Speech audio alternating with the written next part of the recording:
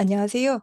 오늘은 저번 넥 어나토미 첫 번째 비디오에서 조금 보충되면 좋을 내용을 정리를 했습니다. 저희 전공의 선생님들 수련 과정 중에서 이제 넥 초음파에서 꼭 봐야 할 어나토미를 이제 리스팅을 했고요. 보통 이제 그 어나토미를 찾으면 교수들이 컨펌을 하는데 그중에서 찾기 어려워하는 구조 중에 하나가 서브링구얼 글랜드입니다. 보시면은 턱 바로 밑을 보시면은 이 서브링구얼 글랜드를 찾을 수 있고, 조금 더 아래로 내려가면 하이오이드 본이 보이고, 조금 더 많이 내려가면 이 레벨에서 크리코이드 카트리지가 보입니다. 그런데 보통 인제 서브링구얼 글랜드를 찾은 사진을 저한테 보여주는 경우가 많은데, 턱 베이스가 있는 이 사진에서 '이쯤이 아닐까요?' 하는 경우가 많습니다. '왜 이럴까?' 고민을 해 봤는데, 아마도 이쯤이면 생각보다 굉장히 많이 위로 올라가서 초음파를 했고 더 올라갈 수는 없다고 생각해서일 것 같습니다. 근데 이게 보시면 많이 왔습니다. 만약에 초음파를 더 올리기 힘들면 프로브 방향을 머리 쪽으로 더 꺾어서 보시면 이런 서브링구얼 글랜드가 있는 구조물이 나옵니다. 동영상으로 보여드리면요. 형 베이스까지 왔으면 거의 다 왔습니다. 계속 위로, 위로, 위로 프로브를 더 위로, 위로 꺾으시면 이게 서브링구얼 글랜드가 나옵니다. 이 다이게스트릭 머슬이고 윌로우 하이오이드 머슬이죠. 그러면은 굳이 이렇게까지 꺾어서 찾아야 되는 이유가 뭔가? 그것은 선생님들 다 아시겠지만 발생학 적으로 갑상선이 포리먼 시쿰에서 내려와서 인제 발생학적인 문제들이 있는 루트를 따라서 저 아래까지 보입니다. 그래서 이 발생학적으로 사루 티슈가 있는 모든 부위를 검사를 하는 것이 원칙이므로 이렇게 프로브를 상당히 위에서부터 아래로 내려오는 방식으로 모든 부위를 포함한 검사를 하기를 권하고 있습니다. 30세 여자 환자가 갑상선 기능 저하가 있는데, CT 사진에서 보시면 여기가 맨디블이고요. 서브링구얼 글랜드가 있고 서브멘탈 에리어에 이렇게 하이 덴스 매스가 보입니다.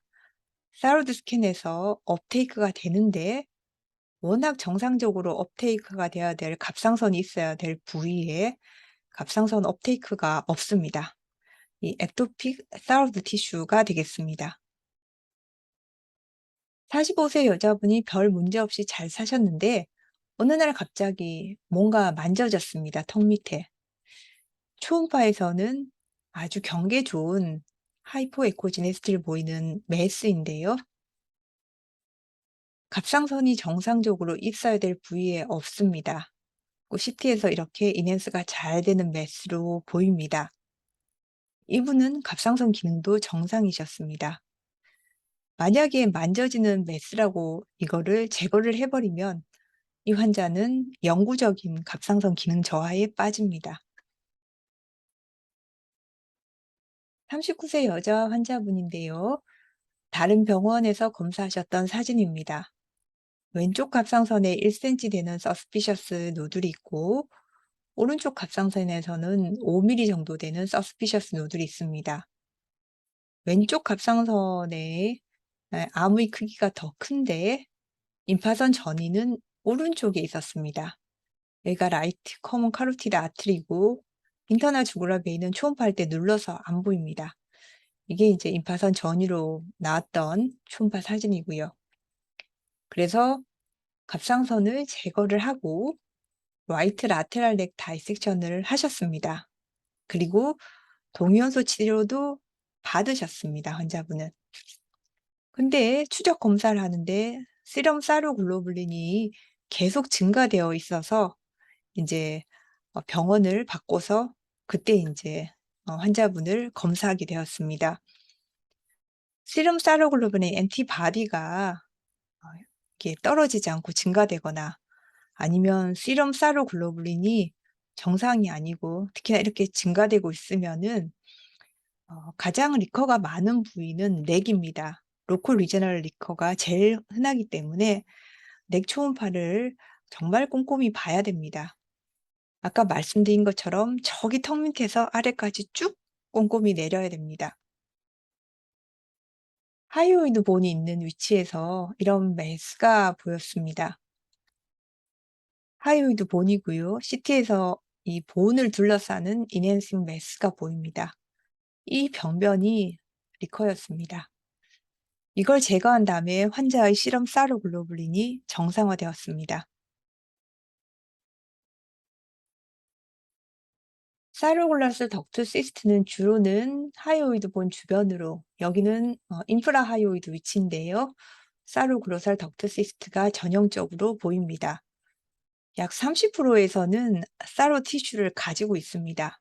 그렇기 때문에 사로 티슈에서 생길 수 있는 모든 디지즈가 발생합니다. 양성 혹도 생기고 암도 생길 수 있습니다. 이 환자는 하이포이크감 메스가 사로글로설 덕트 시스트 내에서 같이 보였고 세포 검사에서 비나인으로 진단이 되었습니다.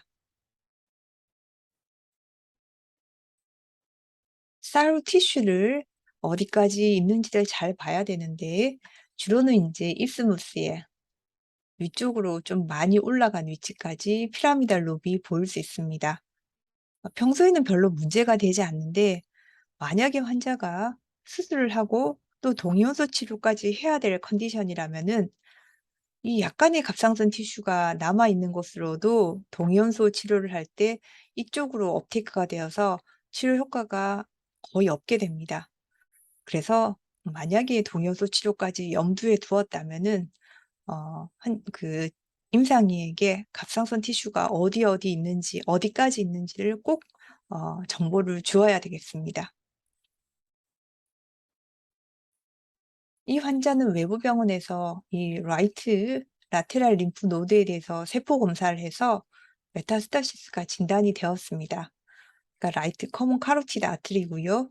라이트 인터널 주구라 베인인데 초음파할 때 누르기 때문에 많이 컬랩스 되어 있습니다. 그 외부 기록지에도 프라이머리 사로드 캔서는 보이지 않았다라고 되어 있었고요. 저희 병원 초음파 사진인데 약간 헤테로지너스 에코지네스티를 보이는 것 외에는 갑상선 자체에 프라이머리 사로드 캔서가 보이지 않았습니다. 물론 프라이머리 사로드 캔서를 발견하지 못하고 라테랄 림프노드 메타스타시스로 매니페스테이션 되는 경우도 드물지만 있습니다. 그런데 혹시 인제 어 우리가 생각하지 못한 사로 티슈에서 뭔가 생길 수 있기 때문에 이 경우에도 위에서부터 쭉 내려와서 초음파를 했더니 여기가 사로이드 카틀리지고요. 프라이머리 캔서는 여기 있었습니다. CT에서 보시면 사로이드 카틀리지고요. 여기에 메스가 있었습니다.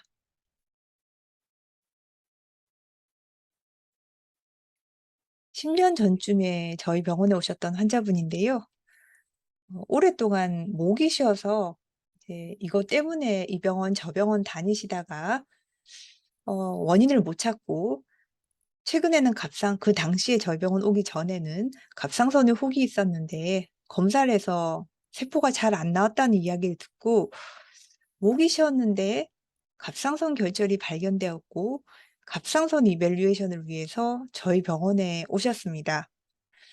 보면은 자꾸 덴스칼시피케이션 때문에 뭐 누가 검사를 해도 세포 검사에서 잘 나올 것 같아 보이지는 않습니다. 언제나처럼 초음파는 위에서부터 시작해서 쭉 아래로 내렸고요. 쭉 내려오다 보니까 사라우드 카틀리지가 연결이 돼야 되는데 여기서 딱 끊깁니다. 그리고 여기 메스가 있습니다. 중단면에서는 이렇게 메스가 보입니다. 환자가 목이 쉰 이유는 홀스니스의 원인은 이 메스 때문이었던 것 같습니다. 하이포페린지얼 캔서 환자였고요. 이 갑상선에 발견된 노들은 인시덴탈한 노들입니다. 살롯 카트리지가 그럼 어떻게 보이는가? 이게 브로큰된 것인가? 비교 영상으로 정상적으로 보이는 살롯 카트리지를 좀 보여드리겠습니다. 다시 한 번 더 서브링구알부터 아래로 내려오는 동영상을 보여드리겠습니다. 여기 서브링구얼 글랜드가 있고요. 계속 보이고요. 안 보이고 인제 여기서는 텅 베이스입니다. 쭉 내려오면요. 네, 여기서 하이오이드 본이 보입니다. 쭉 내려오면 오시피케이션이 잘 안 됐으면 내부의 이 라린지얼 박스 내의 구조물도 보컬 코드를 등 볼 수가 있습니다.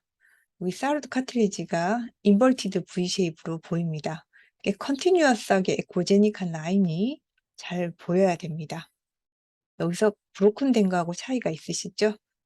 그리고 여기 크리코이드 카틀리지까지 보일 수 있습니다. 사이로이드 카틀리지와 크리코이드 카틀리지도 어 슈도 리진으로 오인돼서 이제 검사가 의뢰되는 경우가 가끔 있습니다. 특히나 사이로이드 카틀리지는 이 인피리얼 혼 그리고 인피리얼 혼 주변의 머슬까지 포함해서 이렇게 마킹돼서 검사가 의뢰되기도 합니다. 크리코이드 카틀리지 경우는 횡단면 사진은 얻을 수 없습니다. 종단면에서만 이렇게 메스처럼 의심되게 사진이 찍힐 수 있습니다. 카틀리지는 오시피케이션 되는 게 나이와 성별에 따라 다양하기 때문에 메스 내에 이렇게 오시피케이션 된 부분들을 석회화로 오인돼서 이렇게 마킹해서 이제 의뢰가 됩니다. 그런데 제 개인적인 경험이든 아니면 저희 여러 초심자 선생님들이 검사하는 과정을 볼 때 이렇게 사진을 찍어서 고민하시는 선생님들 같으면은 절대로 초심자는 아닙니다. 초심자는 갑상선 보는데도 여력이 없습니다. 그 외에 다른 구조물이 눈에 띄지 않는데요. 초음파를 하다 보면은 인제 갑상선 바깥의 구조물들이 서서히 눈에 들어옵니다. 커먼 카로티드 아트리가 보이고 인터널 주굴라 베인이 보이고 에스파거스가 그제서야 보이고 그 주변 머슬들이 하나하나 보입니다. 그래서 인제 이렇게 검사하신 환자분들에게 물어보면은 검사하신 선생님이 상당히 오랫동안 이렇게 돌리면서 고민하고 꼼꼼하게 보셨다고 다들 환자들이 이야기합니다. 네. 초심자를 벗어났을 때 이런 정상적인 슈도 리진을 어떻게 하면 구분할 수 있는가가 그분들에게는 상당히 중요한 포인트가 될 것 같고 이런 학습 머티리얼은 없었기에 제가 좀 준비를 했습니다. 사이드 카트리지 주변으로 이 임피리얼 컨스트링트 머슬이 이렇게 둘러싸는데요. 이제 머슬이 좀 껌껌하다 까맣게 보이다 보니까 이렇게 메스로 오인될 수 있는데 가만히 보면 머슬 파이버도 보입니다. 네, 모든 환자한테 빔을 좀 돌려가면서 보시면요. 머슬은 다 보입니다. 이 컨스트리트 머슬이 옆쪽에서 뒤쪽으로 페링스를 감싸면서 그 위에 갑상선이 얹혀지는 어나토미를 보이는 거죠. 이 환자분도 꽤 오래전에 의뢰가 됐던 분인데요. 여기를 마킹하고 중단면에서는 이렇게 마킹이 되어 있는데 언뜻 보면 같은 구조물인 것 같지만 두 개는 다른 구조물입니다. 여기는 사르 카트리지 임피리얼 혼이 있는데 석회화 때문에 뒤에 까만 섀도잉이 있는 부분이고 일부 아까 말씀드렸던 임피리얼 컨스티드 머슬까지 합쳐서 사이즈를 마킹을 했고요. 여기는 크리코이드 카트리지입니다. 엑시얼뷰에서 크리코이드 카트리지는 여기입니다. 그러니까 여기는 사르드 카틀리지 이 섀도잉을 일부러 잡은 거고요. 여기는 크리코이드 카틀리지입니다. 그럼 이제 이게 왜 이렇게 보이는가를 조금 동영상을 통해서 보여드리겠습니다. 요렇게 사르 카틀리지를 메스라고 갑상선 또는 익스트라 사우럴 리진이라고 구분해서 이제 의뢰가 되기도 합니다. 오시피케이션이 아주 많이 된 사르드 카틀리지는 이렇게 보입니다. 인버티드 V 쉐입으로 보이고 크리코이드 카틀리지는 인버티드 U 쉐입입니다. 이 동영상에서 사이로이드 카틀리지 중심으로 먼저 아까처럼 인피리얼 혼의 슈도루진이 보일 수 있는 것을 보여드리겠습니다. 여기가 사이로이드 카틀리지고요. 이제 이걸 중심으로 보시면 됩니다. 제가 프로브를 시계 방향으로 돌려서 오른쪽으로 쭉 돌려서 갑니다. 그러면은 요렇게 인피리얼 혼이 보이고요. 주변에 있는 컨스트릭트 머슬 때문에 이렇게 메스처럼 잡힐 수 있습니다. 가만히 보면 머슬 파이브 다 보입니다. 네, 요렇게 보이시죠? 머슬이요. 조금 더 미디얼로 이 상태에서 가면은 이제 요렇게 크리코이드 카트리지가 보이는데 이제 오시피케이션이 많이 되어서 요렇게 보입니다. 그러면은 두 다른 환자인데요. 크리코이드 카트리지 중심으로 화면을 좀 비디오를 보여드리겠습니다. 이제 여기가 사이로이드 카트리지고요. 더 밑으로 내려가면은 요렇게 크리코이드 카트리지를 만납니다. 이 상태에서 시계 방향으로 오른쪽으로 돌려보겠습니다. 여기가 크리코이드 카트리지인데 계속 옆으로 시계 방향으로 돌려보겠습니다. 보시면요. 크리코이드 카트리지가 중단면에서 이렇게 메스처럼 보일 수 있습니다. 보이시는 게 얘들이랑 비슷합니다. 이제 내부의 오시피케이션 정도에 따라서 다양한 석회화처럼 오인될 수 있습니다. 아주 위에서부터 보는 것도 중요하지만 상당히 아래까지 내려서 보는 것도 중요합니다. 이 환자는 4mm 마이크로 캔서였는데 스터넘 바로 위에 이런 시스팅 메타스타시스가 있었던 예입니다. 아무래도 이제 서지컬 익스텐트를 바뀌게 하는 거니까요. 네. 이 영상도 많은 도움이 되셨으면 좋겠습니다. 감사합니다.